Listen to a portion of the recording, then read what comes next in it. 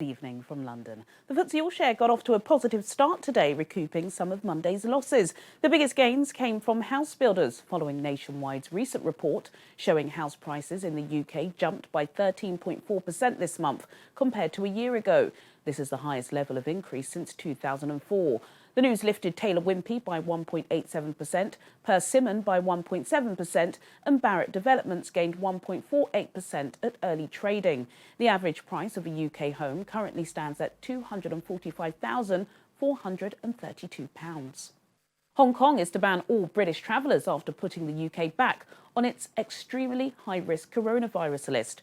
The move, which the government said will come into effect from Thursday, is aimed to curb the spread of the Delta COVID variant, first identified in India. Flights from the UK to the territory were first barred in December and only resumed in May. The decision follows a number of other countries that have restricted access to Britons due to the rising number of positive COVID cases. Malta has restricted access to arrivals who have been fully vaccinated, and Portugal has said that all British arrivals who are not vaccinated must quarantine for 2 weeks from today. The stock market value of Facebook rose above $1 trillion last night after the social media company won a significant legal battle against an American regulator. The US government and 48 states and districts sued Facebook in December last year, accusing the tech giant of abusing its market power in social networking to crush smaller competitors. A US district judge ruled that the lawsuits were legally insufficient, sending the shares soaring 4.2%.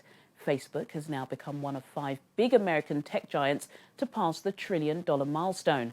Observers say the fresh valuation represents a vote of confidence in Facebook's ability to withstand regulation assaults from across the world. The International Monetary Fund has approved a $1 billion 3-year loan for Uganda to help the country recover from the economic crisis caused by COVID-19.